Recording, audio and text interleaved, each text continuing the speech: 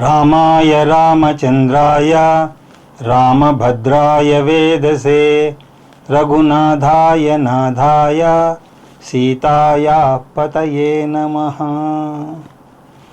దక్షిణే లక్ష్మణో యస్య వామే తు జనకాత్మజా పురతో మారుతిర్యస్య తం వందే రఘునందనం. శ్రీరామచంద్ర పరబ్రహ్మణే నమః. హరి ఓం. స్మరవారం వారం కార్యక్రమంలో ప్రతి ఏకాదశికి జరుపుకుంటున్నటువంటి నామ రామాయణ సత్సంగానికి మీ అందరికీ స్వాగతం. 13వ నామం ఈరోజు మనం దర్శించాల్సి ఉన్నది. ఆ నామం ఏమిటి? గౌతమ ముని సంపూజిత రామ. నేను మీకు ఇంతకు ముందు చెప్పినట్లు గౌతమ ముని గురించి కొంచెం వివరణ చేద్దాం. గౌతమ ముని అహల్యాదేవి యొక్క భర్త. అంతవరకు అయితే మనకు అర్థమైంది. ఇంతకీ ఈ గౌతమ ముని ఎవరు? వీరికి సంబంధించిన పరిచయం కొంచెం ఏర్పాటు చేసుకుంటే చాలు. వీరికి సంబంధించినటువంటి ప్రస్తావన వేదంలో కూడా ఉన్నది. అలాగే వేదాంతమైనటువంటి ఉపనిషత్తుల్లో కూడా మనకు కనిపిస్తుంది. శ్రీ గౌతమ ముని నిష్టకు సంతోషించిన వారై సాక్షాత్ చతుర్ముఖ బ్రహ్మగారు అహల్యాదేవిని ఇచ్చి వివాహాన్ని జరిపించారు. అంటే వారి యందు గొప్ప తపస్సు బ్రహ్మచర్య వ్రతం ఉన్నది అన్నది కూడా మనకు స్పష్టమైంది. తర్వాత వారికి సంబంధించినటువంటి ఇంకొక విషయం ఏమిటి అంటే, గౌతమ మహర్షి మూలగోత్ర ప్రవర్తకులలో ఒకరు. మూలగోత్ర ప్రవర్తకులు 7గురుగా చెప్పబడ్డారు. హిందూ కుటుంబ వ్యవస్థలో గోత్రము ప్రవర అని రెండింటిని ప్రముఖంగా చెప్తారు. కొంతమంది అంటూ ఉంటారు కూడా. కానీ అనేవారికి వినేవారికి అవి ఏమిటో స్పష్టంగా తెలుసు అని నేను అనుకోవడం లేదు. కాబట్టి వాటిని మనం కొంచెం అధ్యయనం చేద్దాం. మన రామాయణ ప్రసంగము అని అనుకున్నా సరే, అవకాశం ఉన్నప్పుడల్లా అనేక అంశాలను తెలుసుకునే ప్రయత్నం చేస్తున్నాం. అందువల్ల ఇది ఏదో కేవలం రామాయణ ప్రసంగంగా కొనసాగడం లేదు. ఇందులో మహర్షులు, వారి యొక్క గాథలు, వారు మనకు అందించినటువంటి సారస్వతము, ప్రబోధము, వీటన్నింటినీ కూడా దర్శించే అవకాశం ఉన్నది. కాబట్టి నేను ఆ విధంగా మీకు తెలియజేస్తున్నాను. కాబట్టి గోత్రము, ప్రవర అన్న 2 పదాలు మనకు తెలియాల్సి ఉన్నది. ఎందుకు అంటే గౌతమ మహర్షి గోత్ర ప్రవర్తకుడు కాబట్టి. ఆ చిన్న విషయాన్ని పట్టుకుని నాకు తెలిసిందేదో, నేను తెలుసుకున్నదేదో మీకు తెలియజేస్తాను. గోత్రము అంటే ఏమిటి? గోత్ర ఉచ్చారణ చేయిందే ధార్మిక అనుష్ఠానం చేయడానికి లేదు. ఏదైనా అనుష్ఠానం చెయ్యాలి, విధిగా చెయ్యాలి అని అనుకుంటే గోత్రాన్ని తప్పకుండా చెప్పాలి. గోత్రం అంటే ఏమిటి? గోత్రః. సాధారణమైనటువంటి అర్థాన్ని గనక మనం తీసుకుంటే గోష్టమును రక్షించేవాడు గోత్రః. గోశబ్దం చేత ఆవు సూచింపబడుతోంది. ఆవుల యొక్క సమూహం ఎక్కడ పెట్టబడుతుందో అది గోష్టము, గోశాల. దాన్ని సంరక్షించేవాడు. త్రాయతే అన్నప్పుడు దీని అర్థం ఏమిటి అంటే, పూర్వం ప్రతివారు విధిగా గోసేవ చేసేవారు, గోవులను పెంచేవారు, సంరక్షించేవారు. అలాగే నిత్య జీవితంలో వారు జీవన విధానంలో గో సంబంధిత వస్తువులనే వినియోగిస్తూ ఉండేవారు. గోవు అన్నది లౌకిక ధనం, వైదిక ధనం కూడా. ఎందుకంటే లౌకికంగా మనకు కావలసినటువంటి పాలు, పెరుగు, నెయ్యి ఇవన్నీ కూడా గోవు నుంచే లభిస్తాయి. వ్యవసాయాదులు కూడా గోవు వల్లనే సంసిద్ధమవుతాయి.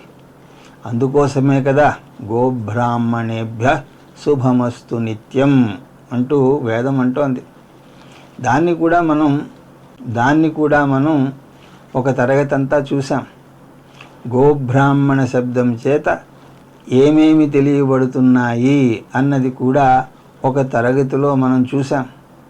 ఆ విధంగా లౌకిక ప్రయోజనం గోవు ద్వారా సిద్ధిస్తోంది. అదేవిధంగా వైదిక ప్రయోజనం కూడా యజ్ఞ యాగాది క్రతువుల నిర్వహణలో గోవుకు ఉన్నటువంటి స్థానం చాలా ప్రముఖమైనది. ఇప్పటికీ కూడా ఎంతో అంత దాన్ని అనుసరిస్తున్నారు.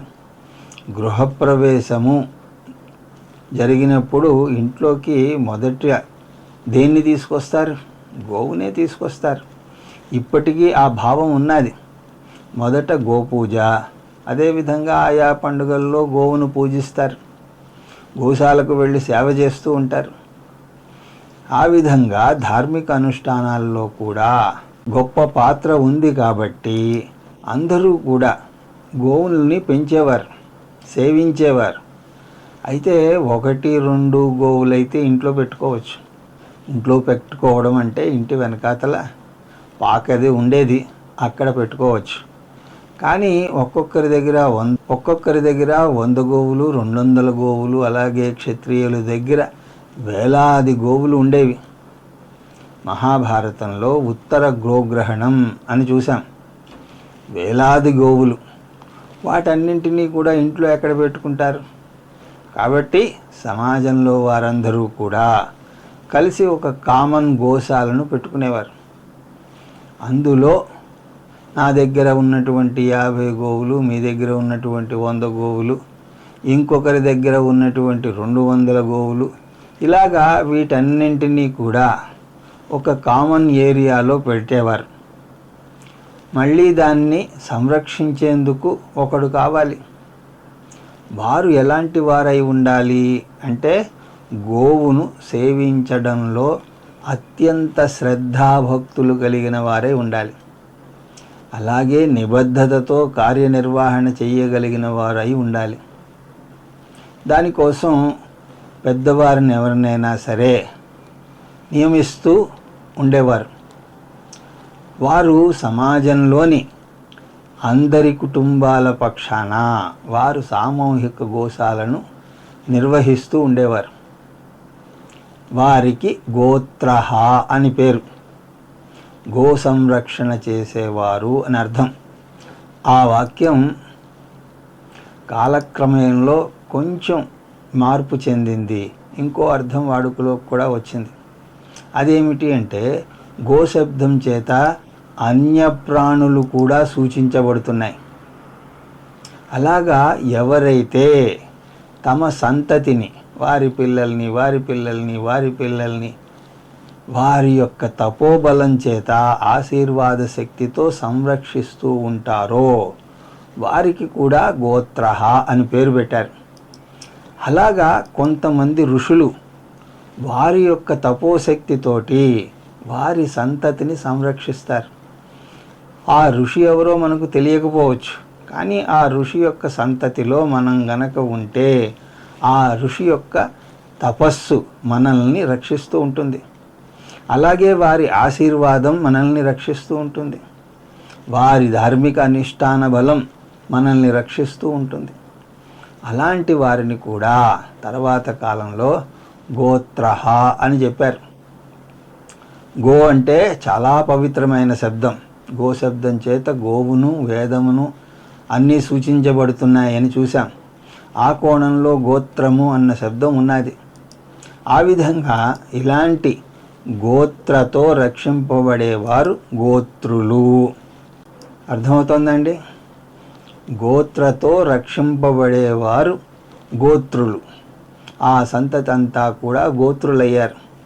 ఇప్పుడు మీ గోత్రం ఏమిటి అని అడిగినప్పుడు మీరు కేవలం గోత్రం యొక్క పేరే చెప్పడం లేదు, మిమ్మల్ని సంరక్షిస్తున్నటువంటి ఆ ఋషిని స్మరిస్తున్నారు. ఏ మహర్షి యొక్క సంతతిలో, ఆ పరంపరలో మీరు జన్మించారో, ఏ ఋషి యొక్క ఆశీర్వాద బలం మిమ్మల్ని ముందుకు నడిపిస్తూ ఉన్నాదో అది మీకు తెలియచ్చు, లేకపోతే తెలియకపోనవచ్చు. వారిని స్మరించుట అన్నది ఇక్కడ జరుగుతున్నటువంటి ప్రయోజనం. అంతేగాని అదేదో ఎక్కువ గోత్రం, అదేదో మాది ఎక్కువ గోత్రం మీది తక్కువ గోత్రం అన్న పిచ్చి కాదు. అంతా కూడా ఈ మధ్యకాలంలో మొదలైంది. ఎవడో నేను ఎక్కువ అంటే నాది నీకన్నా ఎక్కువ అని ఇంకొకడు అంటాడు. నేను ఎక్కువ అన్నప్పుడు ఎదుట వారికి మనం అవకాశం ఇచ్చిన వాళ్ళం అవుతాం నేను ఇంకా ఎక్కువ అని అనడానికి.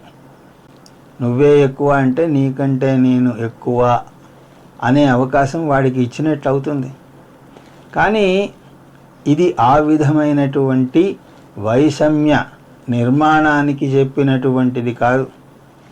ఇది వారి యొక్క పూర్వీకులను, వారి యొక్క ఆశీర్వాదం కోసం, వారిని స్మరించడం కోసం, వారి వల్ల మేములాగా తయారవుదుముగాక అన్న సంకల్పం కోసం చెప్పడం జరిగింది. కానీ ఈరోజు పరిస్థితి అంతా కూడా తారుమారైపోయింది. అందుకోసమే సగోత్ర వివాహం నిషేధించడమైంది. ఎందుకంటే వారందరూ కూడా ఒకరి సంతతయే అవ్వడం వల్ల అది సోదర సోదరీ వ్యవహారం అవుతోంది. ఇవాళకి కూడా ఆ నియమాలు ఉన్నాయి, ఆ ఆలోచన చేస్తారు. ఒక్కోసారి కంగారు పడాల్సినటువంటి అవసరం కూడా వస్తుంది. మన వాడేమో ఎవరో అమ్మాయిని తీసుకుని వస్తాడు, ఇదిగో ఈ అమ్మాయిని పెళ్ళిని చేసుకుంటాను అని అంటాడు. ఆ తల్లిదండ్రులకి గుండెలో రాయి పడినట్టు అవుతుంది. మొదట వాళ్ళ గోత్రం ఏమిటో కనుక్కోరా అంటారు. ఎందుకంటే సగోత్రం అయితే మహాపాపం కింద లెక్కించబడింది. సగోత్ర వివాహము అన్నది శాస్త్రములు అన్నింటి ద్వారా అది నిషేధింపబడింది. అది చాలా అనర్థమైనటువంటి పరిస్థితిలో చూడబడింది. అది ఆరోగ్యం కాదు, దానికి శాస్త్ర అంగీకారం లేదు. ఎందుకంటే ఆ ఋషి పరంపరలో సంతతంతా కూడా ఒక్కటే కాబట్టి వీరు సోదర సోదరీమణులవుతారు. ఆ విధంగా మొదట్లో ఈ విధంగా ఈ గోత్రలు 7 వారిని గోత్ర ప్రవర్తకులు అని పిలుస్తారు. బౌద్ధాయన శ్రౌత సూత్రం ప్రకారం వారెవరు అంటే ఆ 7 ఎవరు అన్నది చిన్న లిస్టు చెప్పబడింది. కశ్యపోత్రి భరద్వాజ, విశ్వామిత్రోధ గౌతమ, వసిష్ఠో జమదగ్నిశ్చ, సప్తైతే ఋషయ స్మృత. కశ్యపుడు, అత్రి, భరద్వాజుడు, విశ్వామిత్రుడు, గౌతముడు, జమదగ్ని, వశిష్ఠుడు, వీరు 7 కూడా పూజనీయులు. ఈ 7 మూలంలో పరిగణింపబడినటువంటి ఋషి గోత్ర ప్రవర్తకులు. ఏషాం సప్త ఋషీణాం అగస్యాష్టమాం యదపత్యం గోత్రముచ్యతే. ఈ 7 పాటు మరొకరిని కూడా చేర్చారు. వారు అగస్యముని. వీరి 7 పాటు అగస్యమునితో 8 మంది.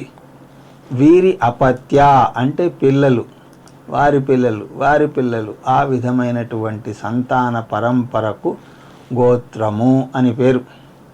అంటే ఈ మహర్షుల యొక్క తపస్సు చేత సంరక్షింపబడుతున్నటువంటి వారు.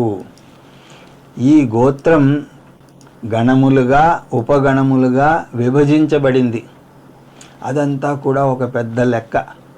అయితే ఇదంతా మనం ఎందుకు ప్రస్తావన చేస్తున్నాము అంటే ధార్మిక అనుష్ఠానంలో గోత్రస్మరణ ఉన్నది కాబట్టి ఆ క్రమంలో గోత్ర ప్రవర్తకుడు అతన్ని స్మరించాల్సి ఉన్నది. వారు మన పరంపరలో పూర్వజులు మాత్రమే కాదు, మనలను వారి తపస్సుతో సంరక్షిస్తున్నటువంటి ఋషులు. గోత్ర ప్రవర్తకులు అన్నప్పుడు సాధారణమైనటువంటి వారు కాదు, వాళ్ళందరూ కూడా తపోనిష్ఠులు. వారిని స్మరించాలి. గోత్రనామతు సహస్రాణి ప్రయతాని అర్బుదాని చ. ఇక ఆ 8 మందితోటే గోత్రం ఆగిపోయిందా అంటే సహస్రాణి, వేలాది గోత్రాలు తయారవుతూ వచ్చాయి. అర్బుదాని చ బౌధాయన శ్రౌత సూత్రమే అంటోంది. అంటే ఆనాటికే అర్బుదాని చ అంటే ఎన్ని గోత్రాలు ఉన్నాయో చెప్పడం కష్టం. మూలంలో మాత్రం 8 మంది, కానీ వారి యొక్క సంతతి సంతతి సంతతి సంతతి అలాగా లక్షల గోత్రాలు తయారయ్యాయి. కానీ 49 ఏ వైషాం ప్రవర ఋషి దర్శనాత్. కానీ ప్రవర విషయంలో అంత విభజన జరగలేదు. కాబట్టి ప్రవర కూడా స్మరించాల్సి ఉన్నది. 7-8 మందినే స్మరిస్తారు అని అనుకోవడానికి లేదు. అది చాలా పెద్దదైపోయింది. ఈ కాలంలో మన పరంపరలో ఎవరు గొప్పగా ప్రకాశిస్తే వారిని గోత్రగా స్మరిస్తారు. మరి ఆ 7 అని అంటే హరిత గోత్రం వాళ్ళు ఎక్కడికి పోవాలి? వాళ్ళు కూడా ఉంటారు. కాబట్టి గోత్రము చేత స్మరింపబడుతున్నటువంటి ఋషి అనివార్యముగా సనాతనుడు అవ్వాల్సిన పని లేదు. ఈ మధ్యకాలంలో వాడైనా అయి ఉండవచ్చు. ఈ మధ్యకాలము అంటే 1000 నుంచి 10,000 సంవత్సరాల లోపు వాళ్ళు కూడా అవ్వచ్చు. ఈ విషయాన్నంతటినీ కూడా బౌద్ధాయన శ్రౌత సూత్రాలు చెప్తున్నాయి. దాన్నంతటినీ కూడా క్రోడీకరించి ప్రొఫెసర్ పివి కానే, పాండురంగ వామన కానే, అతను హిస్టరీ ఆఫ్ ధర్మశాస్త్ర అనే పుస్తకంలో gotra is the latest ancestor or one of the latest ancestors of the person by whose name family is known for generations, while pravara is constituted by sages or in some cases the remote ancestors alone అని రాశారు. గోత్రం అన్నది నవీనతమము అయి ఉండవచ్చు గాక, కానీ ప్రవర విషయంలో ఆ పరిస్థితి లేదు. ప్రవర అన్నది కూడా ఎప్పుడూ కూడా సనాతన ఋషులను ఆశ్రయించుకునే ఉంటుంది. ఇది గోత్ర సంబంధితమైనటువంటి విషయం. ఇంతకీ ప్రవర అంటే ఏమిటి? ప్రవర, ఏదో ఒక ప్రవరను తీసుకున్నట్లయితే ప్రవరలో ఏం చెప్తాం? చతుస్సాగర పర్యంతం గోబ్రాహ్మణేభ్య శుభం భవతు, భార్గవ వైతాహవ్య సా వేదస త్రయార్షై ప్రవరాన్విత వాధూలసగోత్రస్య ఆపస్తంభసూత్రః యశాకార్ధ్యాయి అంటూ చెప్పుకొస్తాం. ఇక్కడ 3 ఋషుల యొక్క పేర్లు చెప్తాం.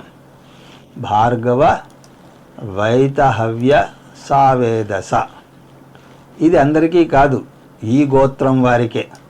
కాబట్టి త్రయారుషై 3 ఋషులకు సంబంధించినటువంటి వారి ప్రవర. ఆ తర్వాత వారి గోత్రం. ప్రవర అంటే ఏమిటి? అభివాదనం చేసేటప్పుడు ఇలాగే చెప్పాల్సింది. అలాగే ధార్మిక అనుష్ఠానం చేసేటప్పుడు కూడా చెప్పాలి. ప్రవర యందు చెప్పబడుతున్నటువంటి 3 ఋషులు ఒక్కోసారి 5, లేకపోతే మరికొన్ని సందర్భాల్లో ఒక్క ఋషి పేరే చెప్పవచ్చుగాక. ఈ విషయంలో ప్రవర అంటే శ్రేష్టమైనటువంటి వాడు, వర అంటే శ్రేష్టమైనటువంటి వాడు, ప్రవర అంటే శ్రేష్ఠుల యందు కూడా శ్రేష్ఠుడైనటువంటి వాడు, ద గ్రేటెస్ట్ పర్సన్, అత్యంత శ్రేష్టమైనటువంటి వారు. ఈ మా పూర్వీకులు అని వారిని మొదట స్మరిస్తారు. 3 ఋషులు. వారి యొక్క గొప్పదనం ఏమిటండి? ఏముందండి, కోట్ల కొద్దీ ధనం సంపాదించి ఉంటారు, లేకపోతే గొప్ప గొప్ప పదవులను చేపట్టి ఉంటారు అంటే అలా కాదు. యజ్ఞయాగాదుల దృష్ట్యా మనం చూడాలి. ప్రశబ్దం చేత శ్రేష్ఠుడు అని చెప్పబడ్డాడు.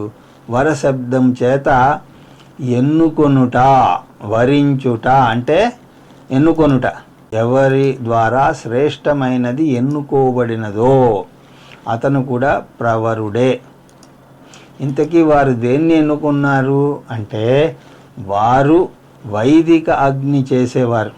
వైదిక అగ్ని ఎన్నుకున్నారు. వైదిక అగ్నిని అందరూ కూడా నిర్వహించలేరు. వైదిక కర్మకాండను ఎన్నుకోవాలి, దాన్ని నిబద్ధతతో సంరక్షించాలి, 3 కాలాల్లోనూ అగ్నిని సేవించాలి. అలాగా అగ్నిని సేవించే ముందు సంధ్యావందనం చెయ్యాలి. 2 రోజులకే అన్నీ మర్చిపోయేవాళ్ళం, సంధ్యావందనం మాత్రం ఏం చేస్తారు? కాబట్టి మంత్రము, క్రియ, అగ్ని కార్యము సమస్తము చేయబడుతూ ఉండాలి. ఆ విధంగా ఎవరి ద్వారా అయితే అగ్ని కార్యం ఎన్నుకోబడి సంరక్షింపబడి నిర్వహింపబడుతూ ఉంటుందో, అలాగే ఎవరైతే గొప్పవైనటువంటి యజ్ఞాలు చేశారో, మనం కూడా చేస్తూ ఉంటాం. మహా అయితే గణపతి హోమం, అది కూడా అటు ఇటు చూస్తూ ఆ వచ్చిన పురోహితుడు ఏదో నడిపిస్తూ ఉంటాడు. ఎందుకంటే అంతసేపు మనం కూర్చోలేము. అలాగా ఎవరైతే చాలా గొప్పవైనటువంటి క్రతువులు చేశారో ఆ విధంగా వీరికి శ్రేష్టత్వం ఉన్నది. అందుకోసమే ఆ 3 ఋషుల్ని స్మరిస్తారు. అది ప్రవరలో 3 ఋషులను స్మరించడం వెనకాతల ఉన్నటువంటి భావం. అవి మేము ఎలాగూ చేయడం లేదు కాబట్టి ఆ మహనీయుల్ని స్మరించైనా సరే కనీసం వారి పుణ్యంలో కొంచెం పుణ్యమైనా మనకు కలుగుతుంది అన్న ఉద్దేశంతో వారి ఆశీస్సుల్ని, వారి ఆశీర్వాద బలం మనల్ని రక్షిస్తుంది అని అర్థం. కాబట్టి గోత్రం ద్వారా మన పరంపరలో ఆ పరంపరకు గొప్ప పేరు తెచ్చినటువంటి వారిని ఎవరో ఒకరిని స్మరిస్తున్నాం. ప్రవర అన్నదానితోటి అత్యంత విశేషమైనటువంటి కర్మకాండ చేసినటువంటి ఋషులను మనం స్మరిస్తున్నాం. ఈ విషయంలో బౌద్ధాయన శ్రౌత సూత్రం 49 ఏ వైషాం ప్రవర ఋషి దర్శనాత్. గోత్ర ఋషులు ఎంతమంది అయినా ఉండనివ్వండి, ఉండవచ్చు కూడా. ప్రవరకు సంబంధించినటువంటి ఋషులు మాత్రం 49 మంది. కాబట్టి అందరూ చెప్పేటువంటి ప్రవరలలో ఋషులు లిస్టు గనక తయారు చేస్తే అవి 49 ఉంటాయి. అంటే అర్థం ఏమిటి? వారే అంత గొప్ప పనులు చేశారు. మిగతా వాళ్ళు ఏదో సాఫ్ట్వేర్ సాధారణ పనులు చేసి ఉండవచ్చు. అయితే ప్రవరలో చెప్పబడినటువంటి ఋషులు ఒకరి తర్వాత వెంటనే ఒకరు వచ్చిన వారు అవ్వకపోవచ్చు. ఒకరికి మధ్య 1000 సంవత్సరాల తేడా కూడా ఉండవచ్చు. వారి గొప్పదనం దృష్ట్యానే వారిని చెప్పడం జరిగింది, కానీ వారి మధ్య గ్యాప్ ఎంత అన్నది చెప్పడం కష్టం. ఈ గోత్ర ప్రవర సంబంధితమైనటు వర్ణన ఇదంతా కూడా ఎందుకు చెప్తున్నాం? మూల గోత్ర ప్రవర్తకుడిగా 5వ వాడు ఎవరండి? గౌతమ ఋషి. కాబట్టి గోత్రంలో తలుచుకున్నటువంటి వారు ఎంత గొప్పవారో, ప్రవరలో తలుచుకున్నటువంటి వ్యక్తులు ఇంకా ఎంత గొప్పవారో, వీరందరికీ కూడా మూలంలో ఉన్నటువంటి వారు ఇంకా ఎంత గొప్పవాడై ఉండాలి. అది వారి గొప్ప స్థితి. గౌతమ ఋషి యొక్క గొప్ప స్థితి అది. అయితే కొంతమందికి ఈ ప్రవర గోత్రం అన్నది బాగానే ఉంది, కానీ ఈ సంబంధమే మాకు తెలియదండి అన్నప్పుడు ఏం చేయాలి? ఈ ప్రవర ఏదో అంటున్నారు, కానీ మాకు అవేమీ తెలియదు. గోత్రం తెలిస్తే కదా, మాకు అసలు గోత్రమే తెలియదు అంటే అంతా అస్తవ్యస్తంగా తయారైంది. ఇప్పుడైతే మరీను ఎవరు ఎవరిని పెళ్లి చేసుకుంటున్నారో తెలియడం లేదు. గోత్ర వ్యవస్థ అంతా కూడా భంగమైంది. గోత్రాన్ని మర్చిపోవడం ఒకటైతే గోత్ర నష్టం కూడా జరుగుతోంది. వీడు వెళ్ళి ఆఫ్రికా అమ్మాయిని ఎవరినో పెళ్లి చేసుకుని వస్తాడు, మంచిదే. కానీ అప్పుడు కూడా ధర్మశాస్త్రం ఒక ఉపాయాన్ని చెప్పింది. ఏ సందర్భంలోనైనా గోత్రాన్ని మర్చిపోయిన వారు, అలాగే గోత్రభంగం జరిగినటువంటి సమయంలో, అలాంటి సందర్భాల్లో ధార్మిక ఆచరణ కర్మకాండ చేసేందుకు మనం సంసిద్ధమైనప్పుడు మరి ఏ గోత్రాన్ని చెప్పాలి? అప్పుడు శాస్త్ర నిర్ణయం, సింధువర్ణ శాస్త్రం ఉన్నది. అక్కడ స్వగోత్ర ప్రవర అజ్ఞానే జమదగ్నిం ఉపాశ్రయే. గోత్రం ఏమిటో మర్చిపోయారు, అసలు తెలియదు. అలాంటప్పుడు ధార్మిక అనుష్ఠాన విషయంలో నన్నేం చెయ్యమంటారు అని అడిగినప్పుడు మీరు జమదగ్ని గోత్ర ప్రవరను ఉపయోగించవచ్చు. గోత్రనాశేతు అంటే గోత్రమే నాశనమైతే, అంటే వర్ణసంకరం జరిగింది. వర్ణసంకరం జరిగిన తర్వాత ఏం గోత్రం చెప్తారు? ఇంటి పేరు అయితే ఉంటుంది, కానీ ఆ ఇంటి పేరు అందులో ఏమున్నది? దాంట్లో అర్థం పర్థం ఉండదు. ఒకళ్ళ ఇంటి పేరు బండివారు, ఏమర్థం ఉన్నదండి? ఇంకొకరు మొండివారు, గంటివారు, అర్థం పర్థం ఉండదు. అలాంటప్పుడు ఏం చేయాలి? అప్పుడు కూడా ధర్మశాస్త్రం స్మృతి చంద్రిక, ఆ స్మృతి చంద్రిక ఏమంటుంది అంటే గోత్రనాశేతు కశ్యప. కశ్యప గోత్రం అన్నది అందరికీ వర్తించవచ్చు.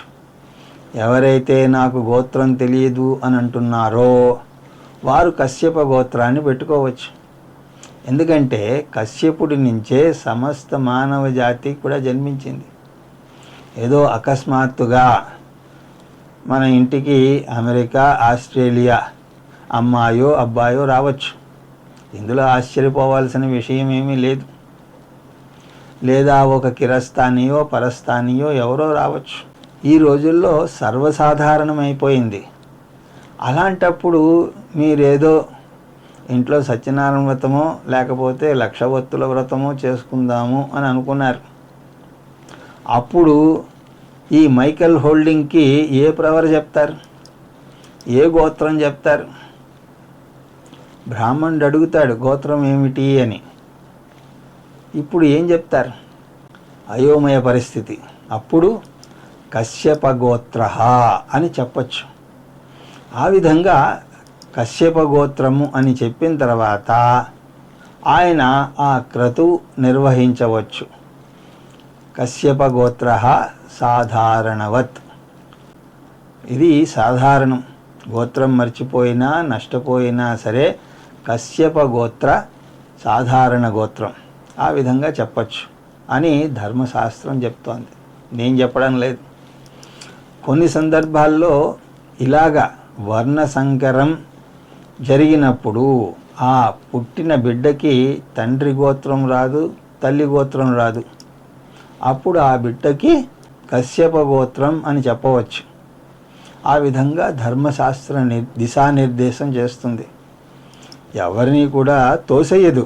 కానీ అప్పుడు తండ్రి గోత్రం కానీ తల్లి గోత్రం కానీ ఆ బిడ్డకు వర్తించదు. కశ్యప గోత్రం మాత్రమే వర్తిస్తుంది. ఏదో విషయం వచ్చింది కాబట్టి దాన్ని చెప్పాను. కానీ మన హిందూ మతంలో గోత్రం తెలియని వారంటూ ఉండరు. వారి వంశంలో శ్రేష్టమైనటువంటి వారిని గోత్రంగా తలుస్తారు. అలాగే ఆ ఋషులను వారి యొక్క ఆశీర్వాదం తమకు లభిస్తుందని భావించి ఆశీర్వాద ఫలంతో మేము చక్కగా ఉంటున్నాము అన్న కృతజ్ఞతాభావంతో వారిని స్మరిస్తారు. కృతజ్ఞులు అంటే ఎవరు? కృతం జానాతి ఇతి కృతజ్ఞత. నా కొరకు నా పూర్వీకులు ఏం చేశారు అన్నది తెలుసుకున్నవాడు, వారు ఎంత గొప్ప ఆశీర్వాదాన్ని నాకు తెలిపారో కదా అని వారిని స్మరించి ఆ విధంగా కృతజ్ఞతను కలిగి మనం భగవంతుణ్ణి ఆరాధించాలి. ఇక్కడ అటువంటి శ్రేష్టమైనటువంటి గౌతమ ముని తమ భార్యకు శాపాన్ని ఇవ్వలేదు. భార్యకు శాప నివారణ ఉపాయాన్ని తెలియజేశారు. ఎప్పుడైతే అహల్య శాప నివారణము జరిగిందో అప్పుడు గౌతముల వారు అక్కడికి వచ్చారు. ఆ విషయం రామాయణంలో స్పష్టంగా ఉన్నది. అరే, నా భార్య పట్ల ఇంత కఠినంగా వ్యవహరించాల్సి వస్తుందే అన్న బాధ వారిలో కూడా ఉన్నది. ఎప్పుడైతే శ్రీరామచంద్రుల వారి దివ్య అనుగ్రహంతో అహల్యాదేవి శాప విమోచనం జరిగిందో అందరికంటే ఎక్కువ సంతోషించిన వారు గౌతమ మహర్షి. గౌతమో హి మహాతేజ అహల్యా సహితా సుఖే రామం సపూజ్య విధివత్ తపస్తేవ మహాతపః. వారు అహల్యాదేవిని స్వీకరించారు. వారిద్దరూ కూడా సుఖంగా ఉన్నారు. రామచంద్రస్వామిని గౌతమ మహర్షి ఆ విధంగా పూజించారు. గౌతమ ముని సంసేవిత రామ. గౌతముల వారికి రామచంద్రస్వామి సాక్షాత్తు భగవంతుడు అని తెలుసు. కాబట్టి రామచంద్రుడు ఏదో చిన్నవాడు, నాకంటే చిన్నవాడు, నేను ఎలా పూజ చేస్తాను అన్న ఈ పిచ్చి మాటలు మాట్లాడలేదు. నేను బ్రాహ్మణుణ్ణి, అందులోకి మూలగోత్ర ప్రవర్తక ఋషిని, ఈ క్షత్రియ బాలుడకు ఎలా పూజ చేస్తాను అని అనలేదు. రామచంద్రస్వామిని భగవానుడిగా భావించి పూజించారు. అది గౌతమ ముని సంపూజిత రామ. ఇటువంటి మహర్షుల చేత సంపూజితుడైనటువంటి రామచంద్రస్వామిని నేను భజిస్తూ ఉన్నాను అని ఈ నామానికి ఉన్నటువంటి అర్థం. ఆ తర్వాత నామాన్ని తర్వాత వచ్చే ఏకాదశి నాడు చూద్దాం. హరి ఓం తత్సత్.